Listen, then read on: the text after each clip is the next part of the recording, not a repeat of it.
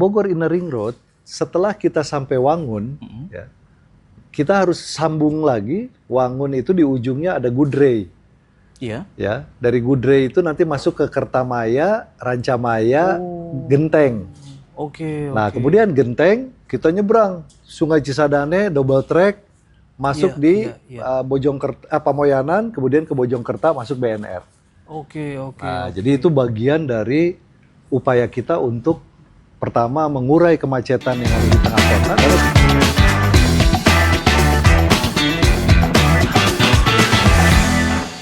Saat ini Pemkot Bogor sedang menggeber sejumlah program strategis, bahasa seperti itu.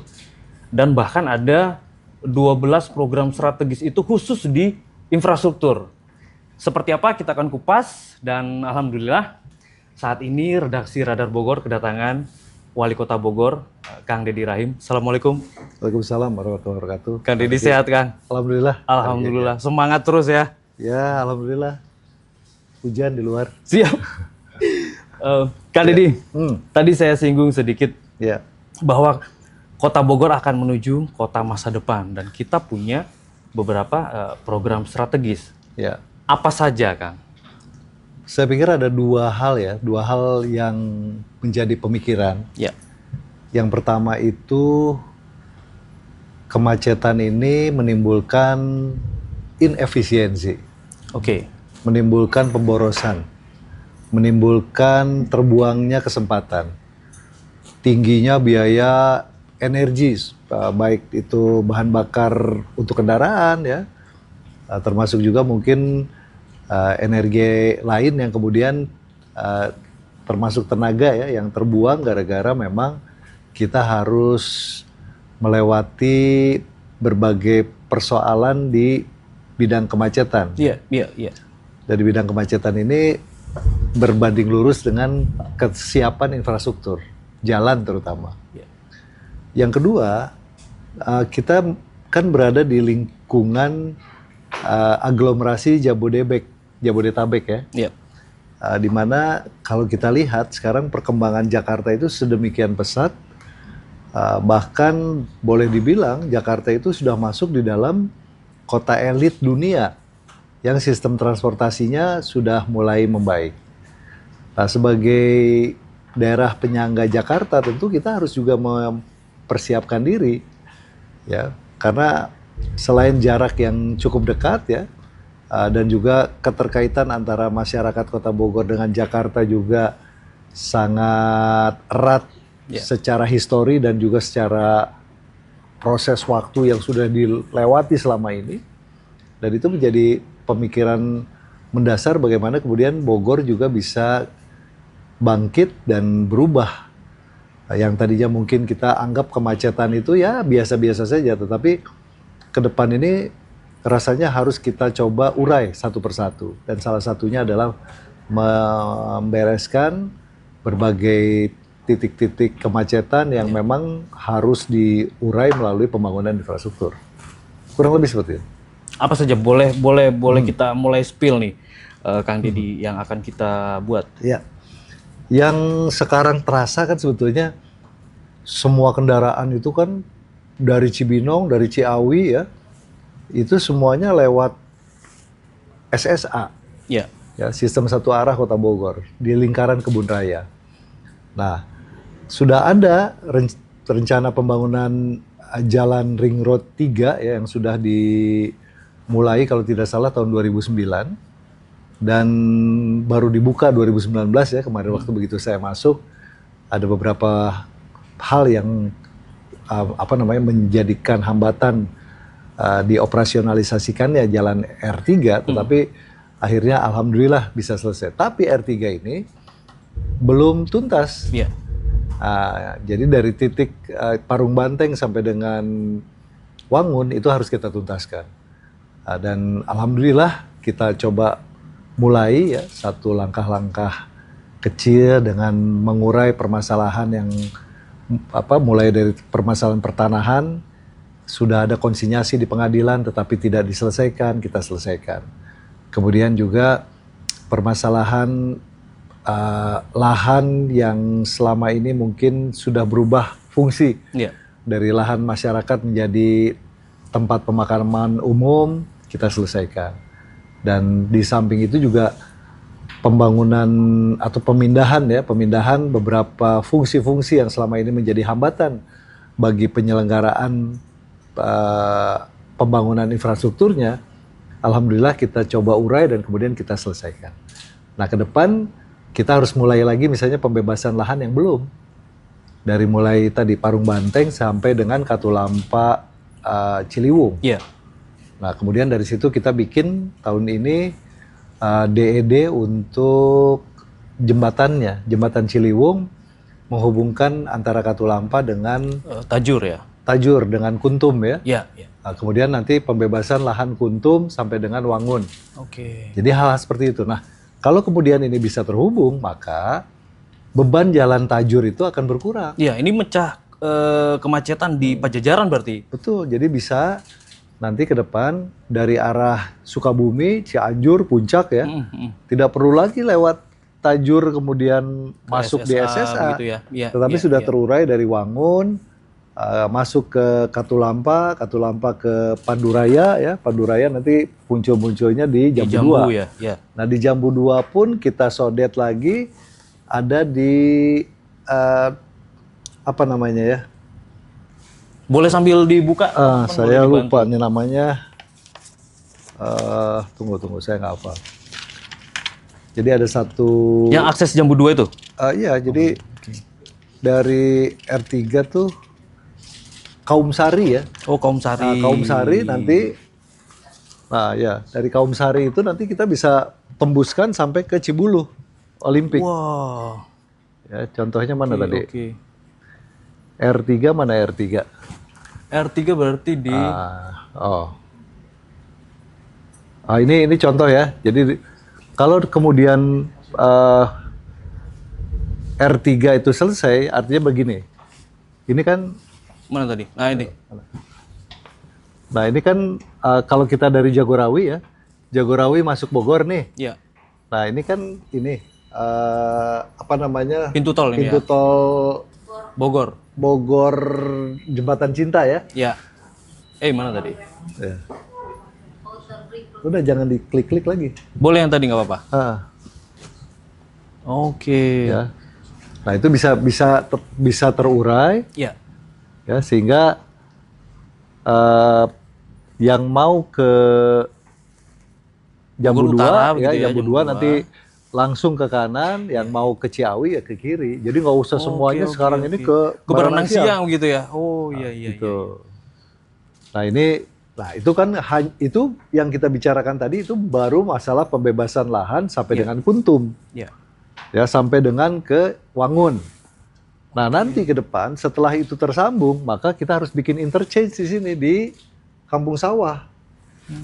Ya, di Kampung Sawah sekarang sebagian sudah ada lahan-lahan yang dibebaskan dan itu secara bertahap kita tetapkan penlocknya, kita siapkan trasenya, kita bikinkan DED-nya, dan tentunya kalau nantinya uangnya cukup, ya kita coba untuk bangun dan sehingga tadi nyambungnya dari Jakarta ke wilayah mana Ciawi ya, Bogor wilayah timur tidak perlu semuanya lewat Jalan Pajajaran. Iya. Tidak perlu semuanya nanti lewat Eka Lokasari, Tajur dan lain sebagainya.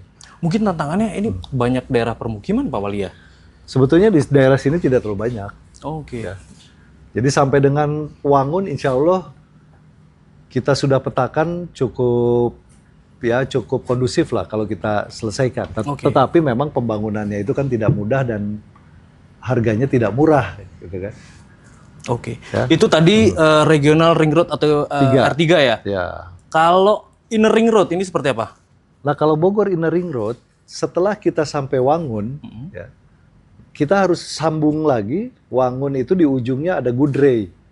Iya. Ya, dari Gudrey itu nanti masuk ke Kertamaya, Rancamaya, Genteng. Oke. Nah, kemudian Genteng kita nyebrang Sungai Cisadane, double track, masuk di Pamoyanan, kemudian ke Bojongkerta masuk BNR. Oke. Nah, jadi itu bagian dari upaya kita untuk pertama mengurai kemacetan yang ada di tengah kota karena Sekarang kita mau ke arah BNR juga kan Lewat semuanya situ. harus lewat kota, Betul, betul, semuanya harus lewat Tajur kan, Betul, betul. harus lewat lagi Bondongan. Betul. Padahal sudah bisa kita pecah di sini. Hanya memang kita perlu membangun jembatan yang cukup panjang ya, dan harganya juga tidak murah. Nah, masalahnya sekarang setelah mengalami kebuntuan, jadi pembicaraan tentang Bogor Inner Ring Road itu berhenti di tahun 2010-2011. Oke. Nah, waktu saya wakil wali kota, saya mulai lagi pembicaraan dengan para pengembang. Nah, dari 11,4 kilo, alhamdulillah kita sudah punya bagian dari kontribusi pengembang panjangnya 7 kilo. Oke. Nah, bayangin kalau harus beli, Iya, ya kan? Bayangkan kalau harus membebaskan lahan. Nah, dengan modal ini tentu ditambah lagi dengan semangat kita semua ya, dari teman-teman di Pemkot untuk menyelesaikan masalah Bogor Outer Ring Road, Bogor Inner Ring Road, Ring Road 2, Ring Road 3, maka paling tidak kita sudah punya gambaran, oh ke depan itu tadi yang seperti Kang Riki sampaikan, bahwa Bogor punya kesempatan untuk merubah wajah kota, kemudian menatap masa depan, membuat sistem transportasi menjadi lebih modern lagi, ditambah aksesnya pun memadai. Nah, jadi gambaran ini. Nah, ini contoh jembatan yang tadi dari Kuntum ya, yang dari R3 nyebrang ke Sungai Ciliwung, Kuntum, kemudian keluar di Gudre, di Wangun, diteruskan lagi sampai dengan mana namanya?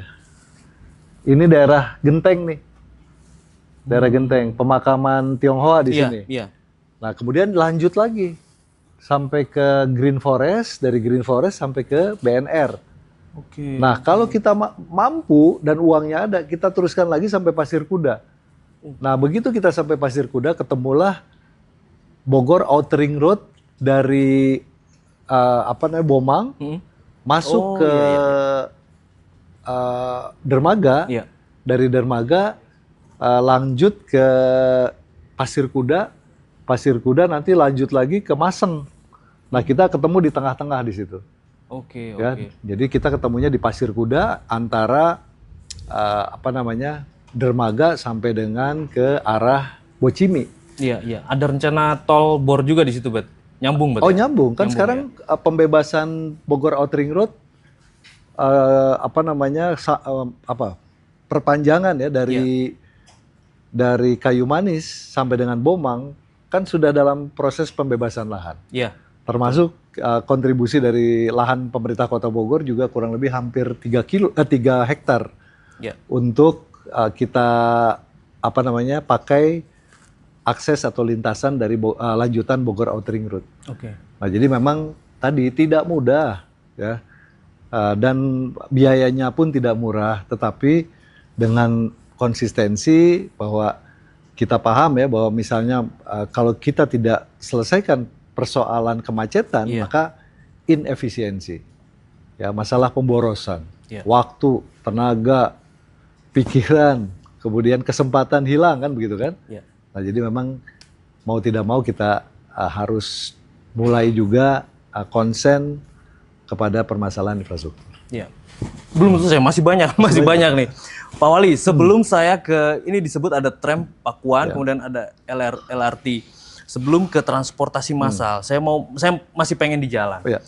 Ada juga yang rencana kecil gitu, jalan tembus, pembangunan jalan tembus. Kemudian yang sangat ditunggu-tunggu masyarakat Kota Bogor tentunya, underpass Kebun Pedes. Nah, itu seperti apa? Ya, contoh begini ya, inefisiensi itu timbul dari pikiran-pikiran yang memang kurang terbuka. Contohnya apa? Contohnya kita punya sebetulnya sebuah rencana yang sangat baik ya, yang sudah pernah dipikirkan oleh para pendahulu kita, itu jalan misalnya SMA 3, dulu dikenal dengan nama Jalan Cihelet, ya, masuk ke Jalan Permata di Villa Duta, kemudian tembus sudah di R3. Betul. Ya. Artinya apa? Warga Villa Duta yang mau ke tol tidak perlu lewat muter dulu Pajajaran. Pajajaran. Betul. Lewat depan Masjid Raya, Ya, berenang siang. Baranang Siang, padahal tinggal lewat belakang saja. Betul. Ya. Nah ini contoh sederhana dan insya Allah ini pun sedang kita coba urai lagi ya. Apa-apa saja yang harus kita siapkan, berapa banyak bidang yang harus kita bebaskan, kemudian apakah DED-nya sudah siap, anggarannya bagaimana. Paling tidak dalam 5 tahun ini kita coba selesaikan di masalah-masalah seperti itu.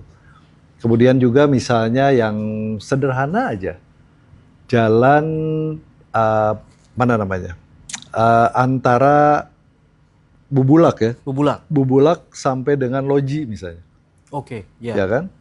Nah, masyarakat yang datang dari wilayah Bogor Barat ya, dari Dermaga, dari Ciomas, kemudian dari Situ Gede, kalau mau ke tengah kota nggak harus semuanya lewat perempatan Semplak atau Cilendek Timur, Cilendek Barat. Iya, ke Semeru gitu ya. Iya, tapi dari Bubulak bisa belok kanan, kemudian tembus di Loji, dari Loji nanti lanjut ke Gunung Batu nanti bisa ke Jalan Veteran. Iya. Nah, jadi hal-hal seperti itu yang harusnya kita coba juga urai. Dan bukan hanya, artinya gini, bukan hanya membuka jalan baru, tetapi meningkatkan kualitas ya dari jalan yang selama ini mungkin ya boleh dibilang kelas berapa? Kelas 3 lah ya. Iya. Kita tingkatkan menjadi jalan kelas 2. Dari lebarnya begitu ya, Pak Wali dari lebarnya, dari drainasenya, kemudian dari sarana prasarana pendukungnya, bagaimana pengamanan ruang milik jalannya, nah itu harus kita pikirkan. Nah terus tadi yang Kang Riki sampaikan, misalnya underpass di mana di Kebun Pedes. Ya ini rencana yang cukup lama, ya. Tetapi saya lebih melihat sebetulnya begini, yang paling krusial adalah bagaimana kita mencoba membuat sodetan antara Jalan Dadali sampai dengan Sukaresmi. Ya, jaraknya kurang lebih 500 meter lah ya, hampir setengah kilo. Kenapa harus kita pikirkan dari sekarang? Pernah kebayang nggak itu jembatan satu duit ya? Jalan milik nasional, jalan negara. Itu jalan nasional ya? Iya, jalan masuknya jalan nasional. Kemudian suatu saat terjadi sesuatu yang tidak kita inginkan. Ya. Nah kalau itu kemudian sampai terjadi ya karena berbagai hal, berbagai faktor. Misalnya ya anggaplah misalnya ada potensi bencana alam. Nah Bogor lumpuh. Ya. Iya betul. Itu sering banjir meluap loh. Nah makanya itu kan lintasan dari Sungai Ciliwung ya. Dan kondisi jembatannya pun tidak seideal zaman dulu. Nah, jadi memang itu hal-hal seperti itu yang harus kita pikirkan. Ada yang dalam kewenangan pemerintah daerah Kota Bogor, ada juga yang kewenangan pusat. Nah kewenangan pusat ini kita pun mencoba untuk mendorong misalnya perbaikan atau penggantian jembatan satu duit yang sudah dibangun sejak zaman kolonial Belanda. Ya kan? Nah cuman kebayang nggak pada saat perbaikannya? Terus kita lewat mana? Ya kan? Nah hal-hal seperti itulah. Jadi bukan semata-mata kita punya keinginan untuk membangun ini, membangun itu. Tetapi kan dalam konteks sebuah perkotaan, konsep perkotaan modern, ya tentu ada juga kontingen hal-hal yang diperlukan apabila terjadi kedaruratan. Jadi ada contingency plan namanya.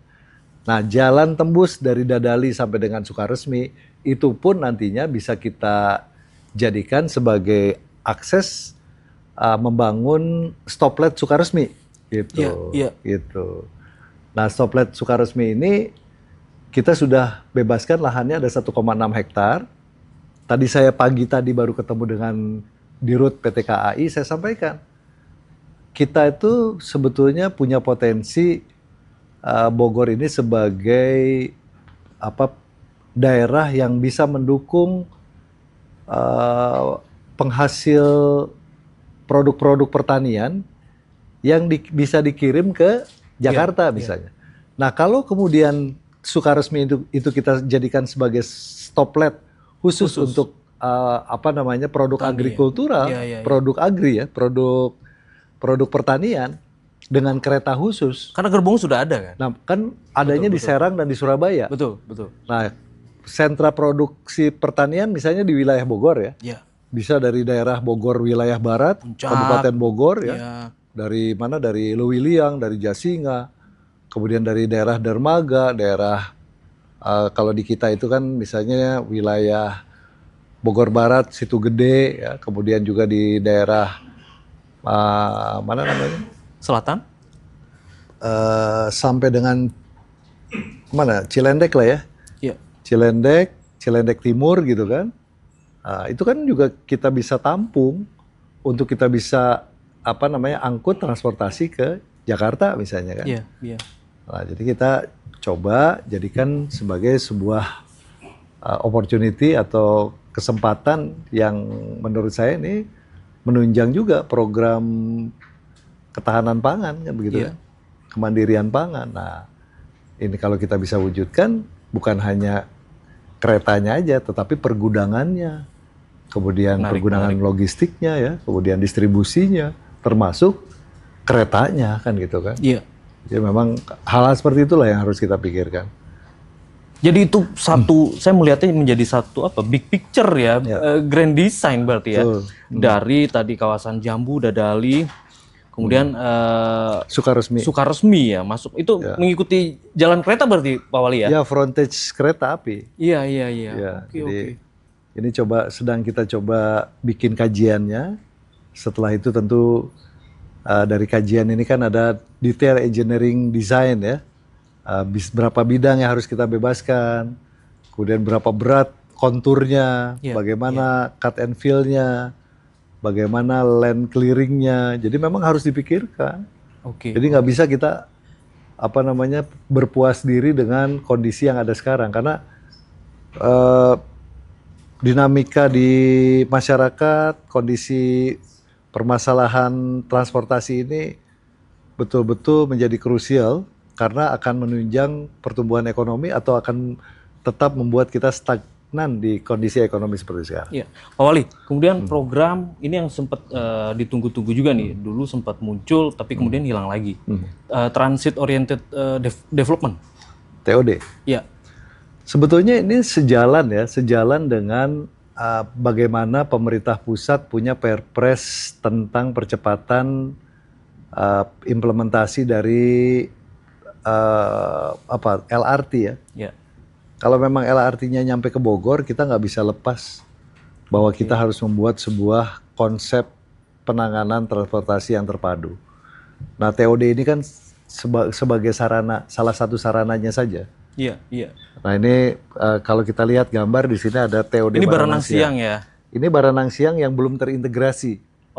Jadi belum mengakomodir adanya misalnya LRT sampai ke sini. Tapi saya sudah bicara juga dengan Kementerian Perhubungan. Kalaupun Baranang Siang yang sekarang ini aset dan kewenangannya di bawah Kementerian Perhubungan, di bawah pemerintah pusat, itu harus menyesuaikan dengan rencana LRT ke Bogor. Kemudian juga selain LRT ke Bogor, harus juga diselaraskan dengan rencana distribusi penumpang LRT. Kenapa? Karena LRT itu kan taruhlah ada 3 car ya dalam satu rangkaian trainnya. Satu car itu 50 orang, kali 3, 150 orang. Ya. Nah, berarti kan dia turun bersamaan. Jadi kita harus membayangkannya turunnya penumpang ini hampir sama dengan turunnya penumpang atau naiknya penumpang di alun-alun. Ya, jadi kita nggak bisa lagi mikirinnya urusan remeh-temeh. Ini harus diselesaikan dengan sebuah moda transportasi yang seimbang. Ya, kenapa? Karena kalau kita lihat dari data, kita bicara data ya. Data menunjukkan bahwa hampir sekitar 20% warga Kota Bogor ini bekerjanya di Jabodetabek. Sebagian di Jakarta, sebagian lagi tentu ada yang di Depok, ada yang di Tangerang, ada yang di Bekasi. Demikian juga sebaliknya. Nah, faktanya apa? Faktanya hari ini stasiun Bogor itu menaik turunkan per hari itu hampir 100.000 penumpang. Satu hari. Ya. Dan frekuensi atau trip dari komuter line itu sudah 400 trip per hari dan headway-nya itu atau jaraknya itu paling tidak 5 menit sekali. Ya. Itu faktanya. Iya. Dan nggak bisa lagi diselipin di tengah-tengah gitu kan. Ditambah jadi Tambah 450 nggak bisa. Iya. Nah harus ada terobosan baru dan paling tidak yang sudah disiapkan oleh pemerintah pusat adalah LRT. Tinggal skema pembiayaan LRT seperti apa. Dan kalau LRT sampai ke Bogor ya kita harus siapkan Baranang Siang. Karena di Perpres itu disebutkan bahwa stasiun akhir dari LRT adalah stasiun Baranang Siang. Oh, berarti yang dulu opsi antara Sukaresmi itu sudah kelar ya? Bukan, Sukaresmi itu adalah upaya kita tadi untuk bisa menambah frekuensi atau volume penumpang, tetapi tidak membebani alun-alun, tidak membebani stasiun Bogor. Ya. Jadi antara stasiun Bogor dengan stasiun Cilebut ada namanya Sukaresmi. Jadi mereka yang datang dari wilayah Bogor Barat, Bogor Utara, itu tidak perlu ke alun-alun, tidak perlu ke stasiun Bogor. Berhenti di Sukaresmi, naik ke Jakarta atau turun di Sukaresmi, mereka pulang ke rumah masing-masing. Nah di luar itu, Sukaresmi itu kita minta juga jadi stasiun untuk agribisnis. Ya, hasil bumi naik turun, ya kalau sekarang lewat Jagorawi semuanya. Nanti seperti minuman dalam kemasan kan, ada kereta khusus. Nah untuk hasil bumi, hasil ternak, ya karena dari Sukaresmi kan ke Pasar Tekum juga nggak terlalu jauh. Ya tidak perlu semuanya diselesaikan melalui transportasi kendaraan truk misalnya, bisa melalui kereta. Gitu. Jadi banyak sekali sebetulnya langkah-langkah yang harus kita. Tapi yang agribisnis ini memang sudah dikonsep di Sukaresmi akan seperti itu ya? Saya belum melihat konsepnya, tetapi tadi saya sampaikan kepada Dirut PT KAI, melihat kondisi sekarang kereta api itu kan hanya mengangkut penumpang. Logistik itu sepertinya tidak mendapatkan perhatian. Para pedagang-pedagang yang dulu bawa kardus, bawa bongsang gitu kan, kan sekarang agak kesulitan untuk mengakses kereta api melalui stasiun-stasiun yang sudah modern, yang sudah bersih. Nah, kalau misalnya mereka bawa bahan pertanian, tentu kan treatmentnya agak berbeda. Nah, makanya tadi kami sampaikan, untuk wilayah Bogor, ya nggak usah kemana-mana. Sukaresmi sudah kita siapkan, lahan 1,6 hektar, keretanya kan sudah dibikin di Balai Yasa di Manggarai. Nanti boleh, nanti uji coba katanya di mana? Di Banten, kemudian uji coba lagi di Jawa Timur. Nah, untuk Jawa Barat, saya pikir Bogor cocok. Berarti Anda menangkap yang kemarin itu Pak Oli ya? Yang mana? Pembuatan gerbong agri. Oh sebelumnya, jadi memang sebelumnya waktu awal ya di bulan Februari ya, pada saat saya dilantik bersama Pak Gubernur, saya sampaikan ke Pak Gubernur bahwa kita punya permasalahan pasar ya, pasar yang dekat alun-alun itu. Kan mereka tetap meskipun dekat dengan stasiun, tapi mereka bawa barangnya kan pakai pickup, pakai truk. Padahal stasiunnya di depan mata. Tapi kita kan nggak bisa bawa barang-barang besar kan gitu kan. Para penjual kelontong, kemudian mereka yang produksi sepatu dari Bogor, gudangnya di Pasar Anyar, gudangnya di mana namanya,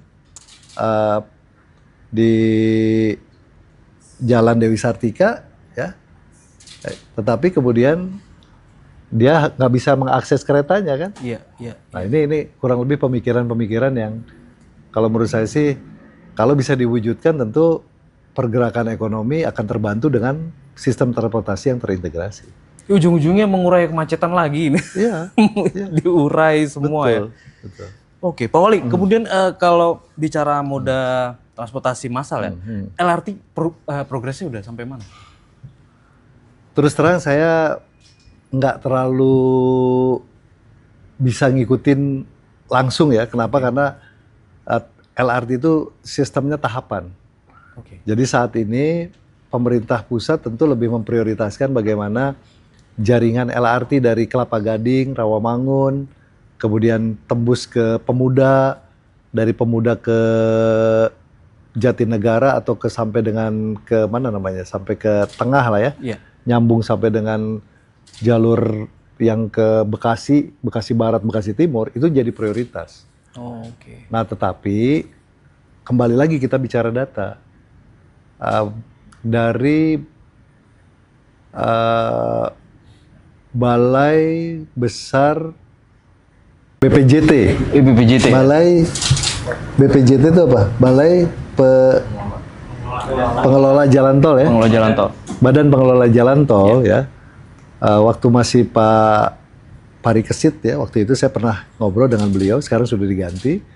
Saya tanya, Jagorawi itu sehari berapa banyak sih kendaraan? Iya. Dari semua akses ya. Iya. Dari mulai Jakarta sampai dengan Ciawi, Cibubur, dan Bogor, Cimanggis, dan sebagainya. Sehari itu kurang lebih bisa 600.000 kendaraan 24 jam. 600.000.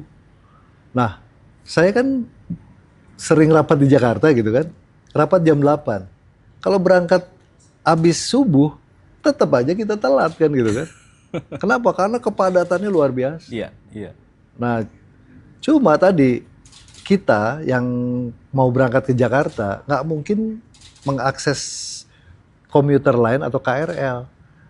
Karena salah satu misalnya ya, karena kalau KRL itu kan berada di wilayah misalnya selatan Bogor ke selatan Jakarta ya, Depok, kemudian ke Bidara Cina, UI, Serengseng Sawah, masuk di Ragunan, kemudian masuk lagi nanti ke Cawang.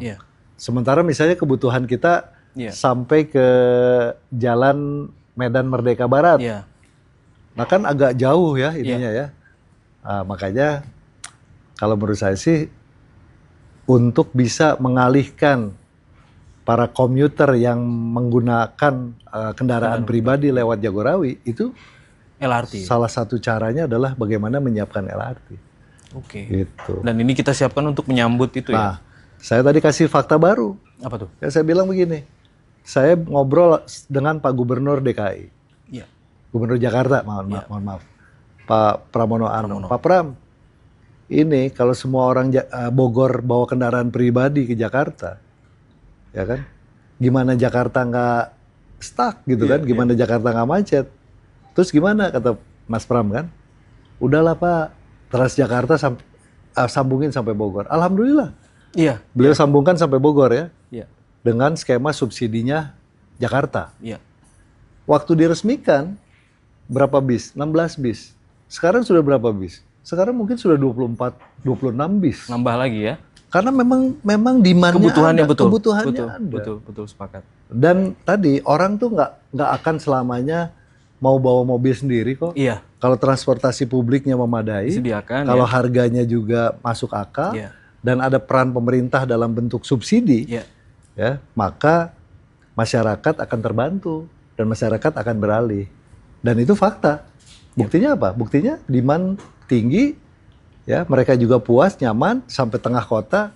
Dan saya juga minta lagi sama beliau, gimana kalau dari Ciawi misalnya sampai Semanggi atau dari Bubulak sampai ke Sudirman kan gitu kan. Nah ini sedang kita coba untuk sampaikan supaya tadi jangan semuanya orang bawa kendaraan pribadi lah. Iya, iya.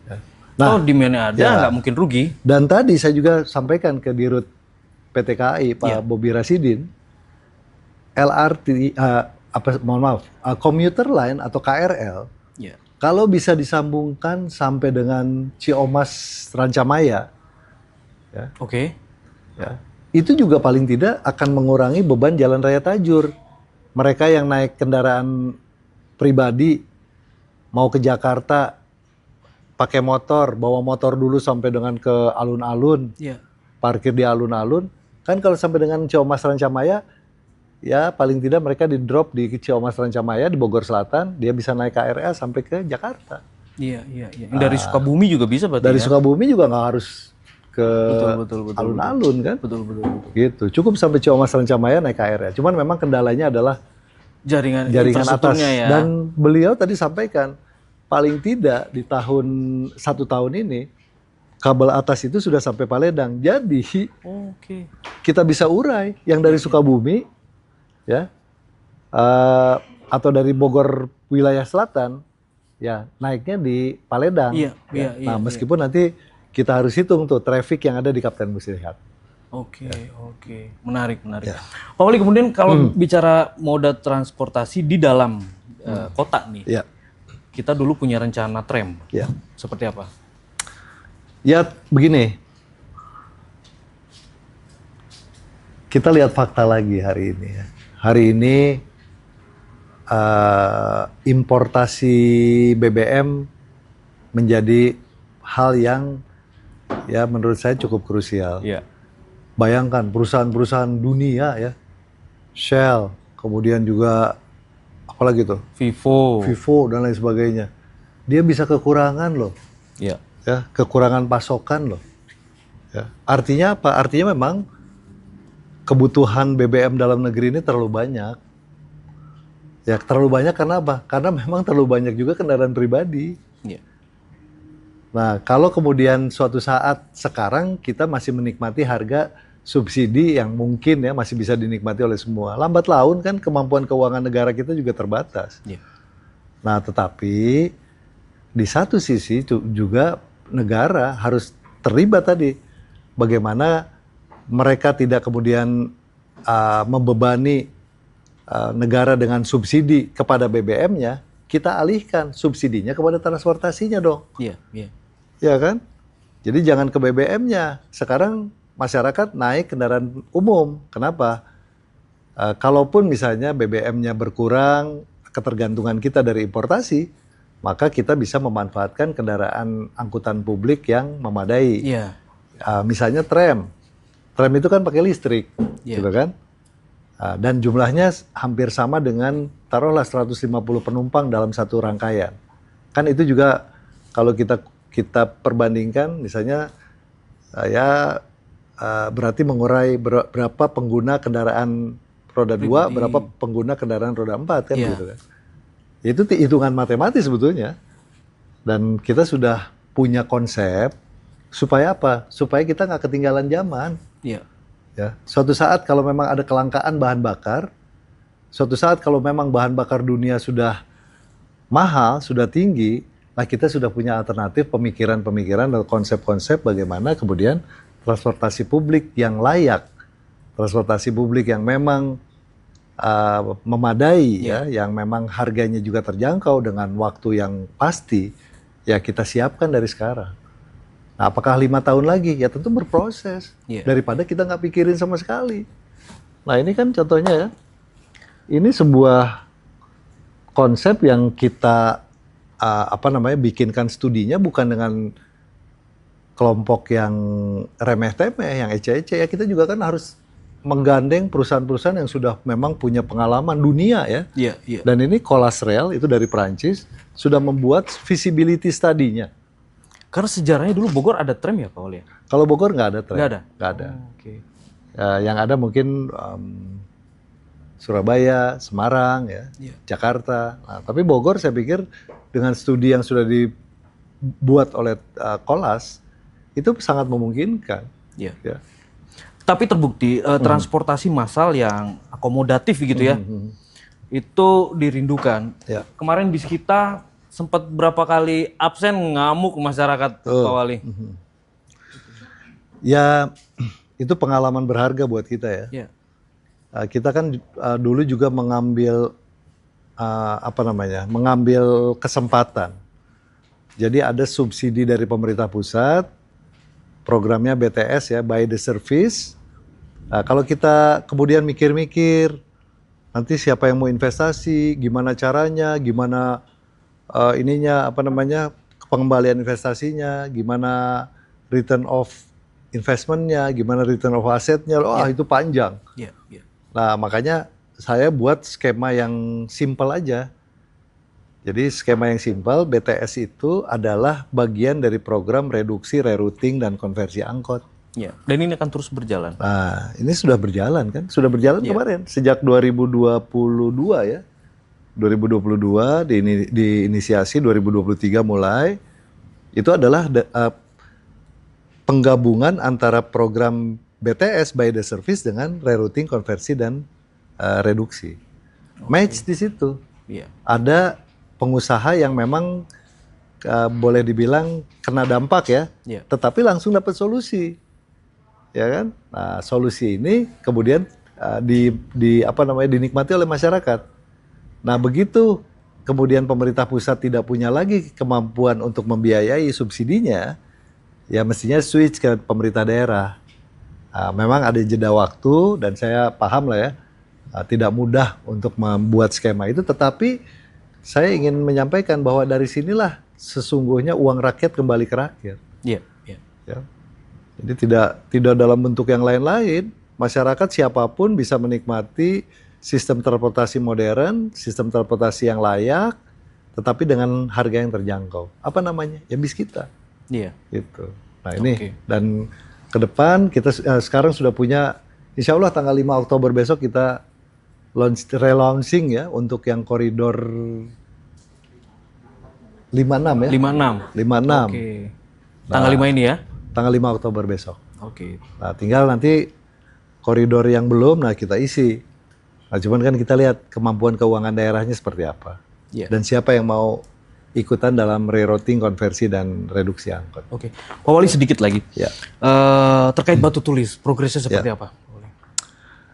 Ya, batu tulis itu proyek strategis nasional. Yeah. Ya. Sejak awal memang pemerintah daerah Kota Bogor ini membantu secara non teknis sebetulnya ya. Non teknisnya seperti apa? Pembebasan atau relokasi 3.000 kepala keluarga. Iya.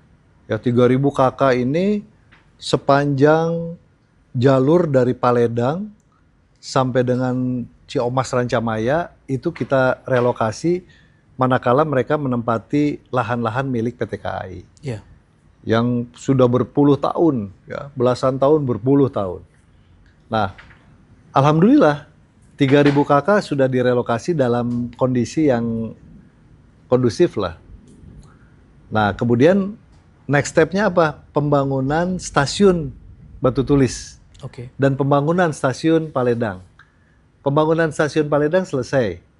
Pembangunan stasiun Batu Tulis pada saat itu on progress. Belum selesai. Kenapa? Karena namanya proyek strategis nasional double track ini tidak boleh lagi melewati lintasan satu bidang. Iya. Nah, pilihannya waktu itu ada dua. Kita pemerintah pusat itu bikin underpass atau bikin ram, semacam flyover. Cuma dari Balai Besar Teknik Perkeretaapian Jawa Barat dan Daops 1 atau Daops 2 ya, waktu itu memutuskan untuk membangun underpass. Oke. Nah, persoalannya dari sini, dari underpass ini kemudian merubah kontur dari batu tulis. Yang tadinya mungkin tidak ada TPT, tidak ada beton penahan lintasan air ya. Kemudian ada dan kemudian menimbulkan pergerakan tanah. Yeah. Dan saya melihat begini, underpassnya sendiri sudah selesai. Cuman persoalan hidrogeografis atau apa ya namanya? Iya, betul. Nah, persoalan ini kan harus ada treatmentnya. Iya. Dan kalau dilihat secara fakta di lapangan, sisa jalur yang bisa dilintasi itu hanya sekitar 3 meter. Dari 8-10 meter jalur yang tadinya bisa dilalui oleh kendaraan roda 4. Iya. Nah, dari situ kita harus mencari alternatif trase baru. Nah, tetapi alternatif trase baru ini bukan tidak didasari oleh kajian ilmiah ya. Jadi dari kementerian, termasuk dari Badan Geologi kalau tidak salah, itu mengeluarkan rekomendasi bahwa di situ agak rawan lah bahasanya begitu dan tidak disarankan. Kalaupun memungkinkan dibuat trase baru. Nah makanya kita sampai dengan hari ini, alhamdulillah kita sudah persiapkan trase barunya. Oke. Gitu. Nah tetapi kan kemarin dinamikanya kenceng ya. Iya. Gimana masyarakat selama ini lewat mana tuh BNR ke Cipinang Gading dan lain sebagainya. Nah kemudian kita coba penguatan dulu dengan pembangunan melalui batu itu bronjong ya. Oke. Dengan bronjong, kemudian penguatan ini pondasi dan Iya. sebagainya. Nah, tetapi kan tetap hanya sementara, Iya. tidak bisa permanen. Nah, tahun ini, tahun 2025, kita akan bebaskan trase baru ya dari Jalan Batu Tulis menuju ke Jalan Saleh dan Asasmita underpass. Iya. Lahannya sudah ada, kebutuhan kita sebetulnya hanya 4.000 meter lah. Oke. Nah, cuman kan lahan ini kan milik milik warga yang harus dibebaskan, dan itu proses pembebasannya di tahun anggaran 2025 ini. Oke. Ya. Oke. Pembangunannya baru awal tahun depan. Oke. Ya. Kalau yang tadi itu semua kita sudah akan mulai di tahun ini berarti Pak Wali ya, yang sudah kita Ya, paparkan tadi ya. bertahap ya. Artinya contoh misalnya yang masih harus kita kaji itu adalah bagaimana ke depan ini Kota Bogor akan punya instalasi waste to energy, sampah menjadi listrik. Iya. Kita sedang terus upayakan pemerintah pusat bisa membantu wilayah Kota Bogor ini, Bogor dan Kabupaten Bogor ini dalam pengelolaan sampah. Oke. Nah, pengelolaan sampah kita kan, kita punya tempat pembuangan akhir sampah kita kan di Galuga, di Kabupaten. Iya. Nah, kemudian ada persyaratan teknis. Persyaratan teknis kalau kita bikin satu instalasi waste to energy, maka dibutuhkan sampah kontinu rutin per hari itu di atas 2.000 meter kubik. 2.000 ton ya. 2.000 ton per hari. Nah, sekarang aja Kota Bogor baru bisa menanganinya sekitar 600 ton. Oh iya. Dengan 110 lintasan, Iya. kiriman ya. Iya. Ya, 110. Nah, kalau dibutuhkan 1.000 sampai 2.000, nah artinya kita masih kurang, taruhlah 100 lagi armada. Bareng sama kabupaten? Nah, kabupaten pun sama. Oh, oke. Kabupaten pun sama. Bahkan kalau kabupaten kan volume truknya lebih besar. Iya. Nah, jadi kita tentu bayangkan nanti di jalur dari mana namanya Abdullah bin Nuh ya, Iya. Bubulak, Abdullah bin Nuh, kemudian ke Dermaga, kemudian Ciampea. bukan Ciampea, Cibumbula ya, kan volumenya tinggi sekali. Iya. Iya.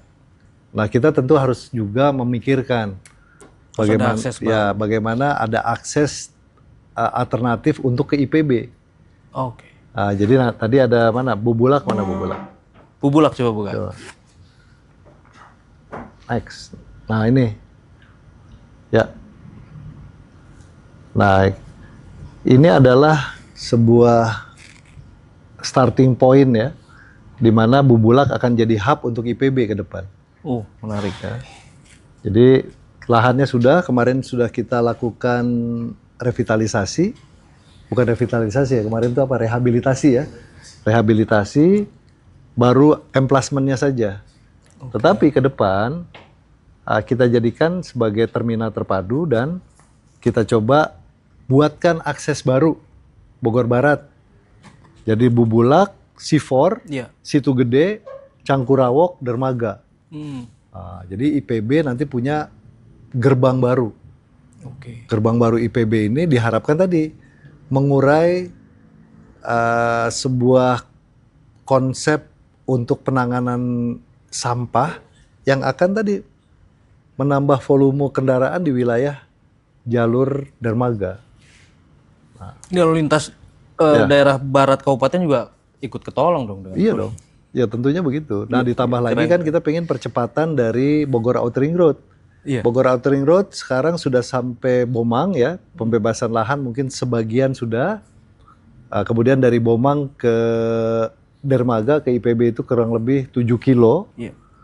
Nah, dari situ kan ada alternatif. Jadi selain nanti dari Dermaga mau ke arah Jakarta tidak perlu lagi lewat jalan Dermaga Sini, ya. iya. Nggak usah masuk ke daerah Semplak misalnya Iya. kan, Semplak atau Cilendek, tapi nanti bisa langsung masuk ke Bomang. Iya. Bomang bisa lurus ke Cibinong, kemudian ke kiri nanti ke BSD, yang ke kanan ke Andara ya, Jakarta. Oh iya, iya. Andara ke kanan ke Depok Bogor. Antasari, ya. Jadi ke Bogor semuanya nggak usah lewat ini lagi, Semplak lagi, Iya. ya kan? Nanti bisa langsung lewat tol ini Yasmin ini, Iya. ya kan? Sampai ke Sentul. Jadi memang ini berproses. Pembebasan lahan masih berjalan. Kemudian lahan kita sudah kita ini kan juga ya, kita kontribusikan lah untuk pembangunan Bogor Outer Ring Road, sambil kita urus juga penggantian lahannya, sambil kita juga coba selesaikan permasalahan mengenai instalasi pengolahan air limbah di Kayu Manis. Ditambah lagi kita siapkan lahan untuk SMA negeri baru nanti di Kayu Manis juga. Oh, di Kayu Manis ada? Di Kayu Manis. Oke. Jadi kan pembangunan nggak bisa di tengah kota aja katanya kan. Makanya di Bogor Barat, sentranya adalah di Kayu Manis. Ada Bogor Outer Ring Road, ada IPAL ya, kemudian ada juga SMA, kemudian ada jalan akses baru. Ya. Dari Yunyi, tahu Yunyi itu, sampai ke IPAL. Oke. Kalau bisa nanti sampai ke sana, sampai ke Cilebut. Wah, Cuman kan hierarkinya ya, nanti kan ada yang masuk ke kabupaten, kita nanti bicarakan dengan kabupaten. Wah, Cilebut boleh Pak Wali, rumah saya itu Pak. Iya, jadi nanti dari Cilebut ya nggak usah lewat yang jalan Cilebut sekarang, pinggir kali. Ngeri jalan itu. Cibalok ya, Iya. Kalibaru, Sering Kalibaru longsor apa itu Pak namanya? Wali. Cipakancilan, Curhat ini. Cipakancilan lah, itu Cipakancilan kan? Iya, Cipakancilan. Cipakancilan. Yang pedes. Tapi nanti dari Cilebut bisa langsung ke sini, langsung ke Yuni depan sini kan, gitu. Jadi banyak sebetulnya, makanya harus konsen lah ya ini untuk bagaimana mengurai permasalahan kemacetan dengan pembangunan infrastruktur. Sekali lagi tidak mudah, tidak murah, tapi perlu fokus ya. Di samping itu tentu pembangunan manusia kan berjalan kan. Iya. Makan bergizi gratis, koperasi merah putih, pemeriksaan kesehatan gratis, ya kan. Terus apalagi banyak lah ya program-program sekolah rakyat kan itu tetap jalan. Dan tentu di samping itu ya tadi kita konsentrasi bagaimana mengurai permasalahan yang selama ini mungkin cukup lama tidak terperhatikan secara lebih. Porsinya lebih besar. Jadi bingkainya ini Bogor lancar begitu Pak Wali ya? Ya bisa dibilang begitu. Bisa Amin. Kita tunggu nih. Ya tapi gini, ya ini kan sebuah proyek yang berkelanjutan ya. Iya. Dan tidak selesai dalam 5-10 tahun ya, terus harus diselesaikan. Contoh tadi kan jembatan dari Genteng sampai ke Pamoyanan itu. Kalau kita bisa bangun, kan itu sama seperti jembatan kecil-kecilannya Golden Gate kan, bisa jadi. Saya kebayang kayak di Cina gitu. Ya, iya. Dan bisa jadi ikon wisata Bogor kan. Iya. Pemandangan ke Gunung Salak, di sini Gunung Gede kan. Menarik. Keren. Kayak nggak akan cukup di satu edisi kita bedah program-program ke depan ini. Mungkin sementara itu cukup ya Pak Wali. Nanti kita akan kupas lagi. Belum kita bicara SDM juga tuh. Tadi kita masih banyak juga program olahragaan, SDM. Olahraga, nah betul. Ya, kantor pemerintahan. Iya.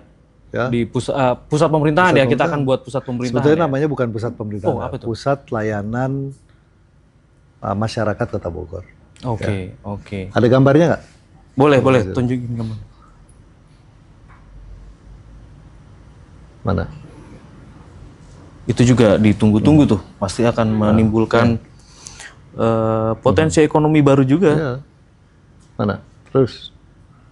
Ini kantor pemerintahan baru. Jadi ini gambaran ya, di mana memang kita perlu membuat sebuah pusat layanan masyarakat. Masyarakat yang sekarang kan ngurus PBG ke Kayu Manis, ke DPM di PUPR-nya kan, kemudian DPM PTSP-nya di Balai Kota, ya kan? Iya. Kemudian dari situ nanti ke pemadam kebakaran, balik lagi ke Yasmin kan gitu kan. Terus banyak sekali kan. Nah, kalau kita bikin di sini, ya kan satu pintu terintegrasi, ya masyarakat akan lebih mudah lah ya terlayani. Ini salah satu lapangan olahraga yang nantinya sebagai lapangan olahraga Bogor Timur kita bangun. Oke. Kemudian kita bikin masjid ya, masjid yang untuk wilayah Katulampa, masjid apa namanya? Masjid rayanya Katulampa lah ya. Oke. Gitu. Dan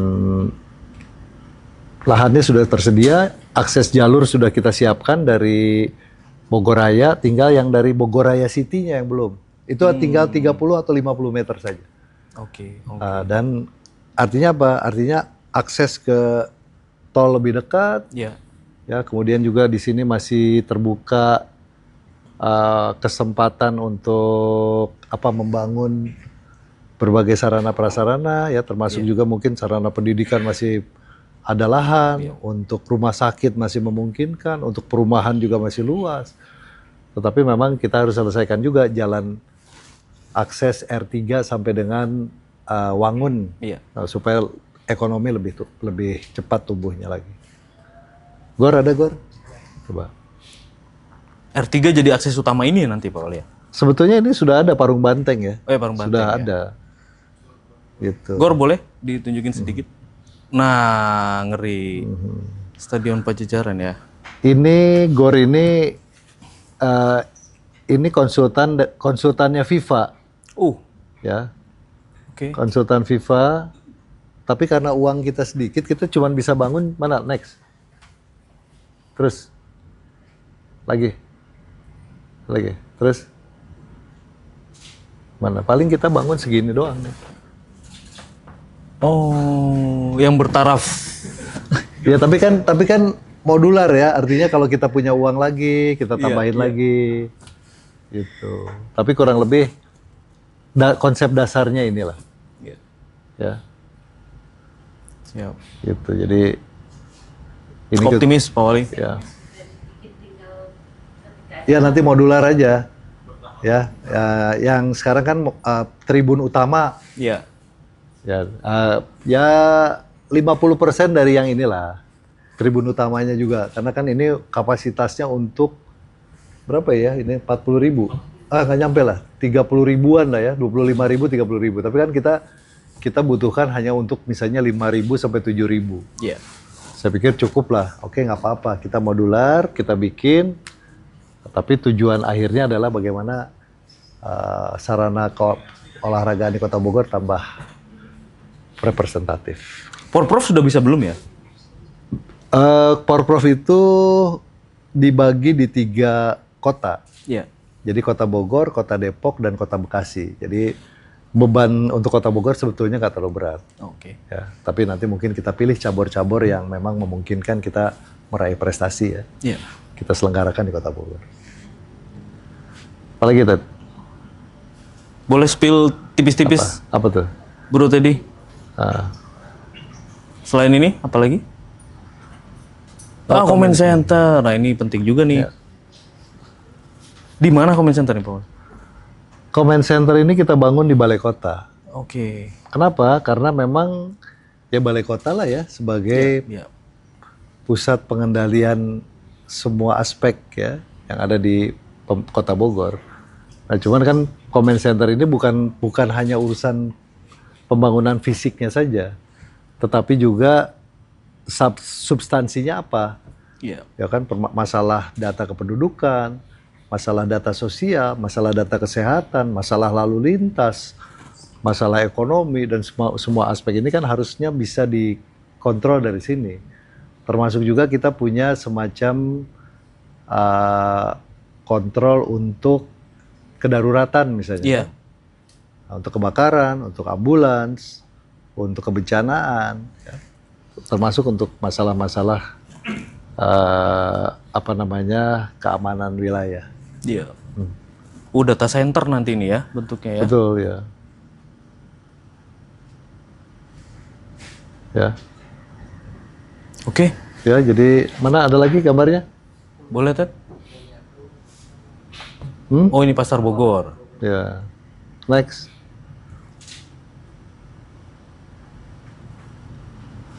Kalau ngomongin ini panjang nih. Nggak habis satu sesi ini. Kenapa harus gini? Bumi Ageng kenapa harus begini? Ya. Kayak harus kita bedah satu-satu sih, Pak Wali. Kan ini bukan hayalan, ini kan sudah jadi sebagian. Iya. Dan sudah kita mulai.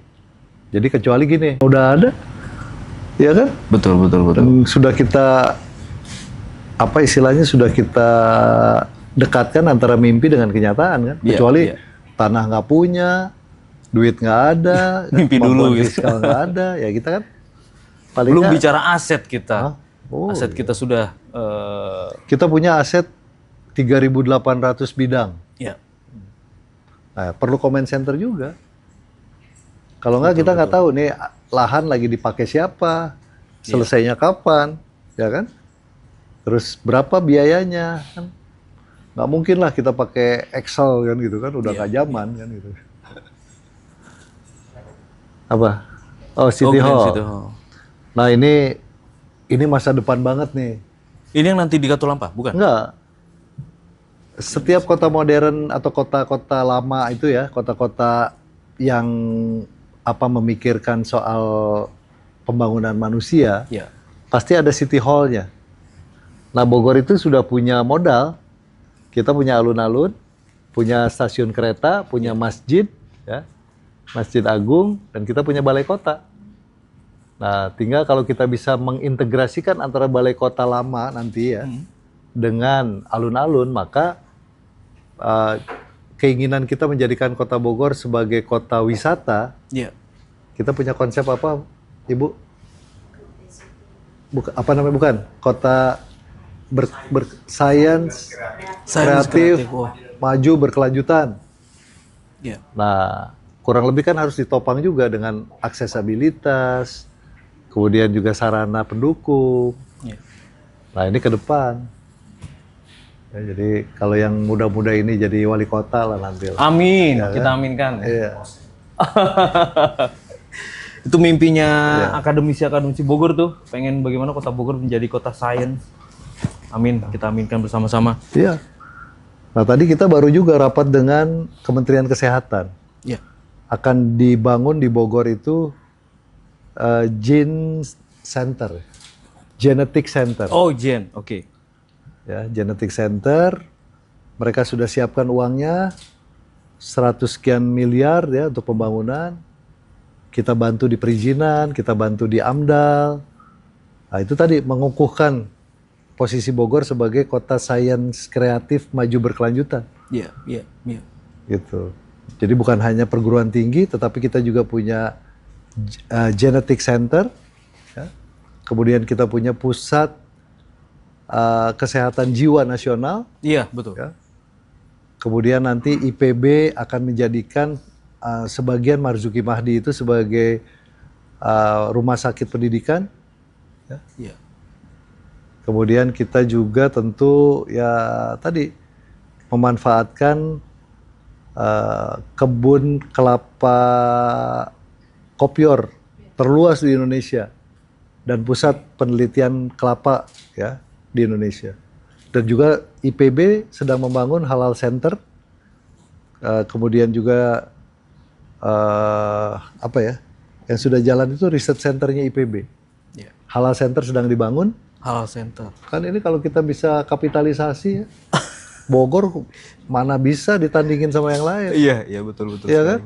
Kita punya semuanya. Wah, dahsyat. Cuman kalau kitanya nggak cerdas, kitanya tidak merespon peluang, ya kita cuma jadi penonton. Siap. Ya itu aja. Siap. Pesan untuk generasi-generasi mendatang, pemimpin-pemimpin Bogor. Ya. Kalau gitu judulnya saya ganti, Pak Wali. Bogor kota masa depan bukan lagi mimpi. Ya, boleh juga. Tapi kan ini perjuangan ya, nggak gampang. Jangan terbuai mimpi. Tapi perjuangan itu kan nggak mudah. Siap. Ya, kalau nggak punya kecintaan Bogor, gimana kita mau mikirin yang begini-begini? Siap. Ya kan? Ya makanya, ayo bantu semuanya nih. Ya. Siap. Oke? Hatur nuhun. Siap. Kang Deddy Rahim, Wali Kota Bogor. Siap. Ya. Assalamualaikum warahmatullahi wabarakatuh. Waalaikumsalam.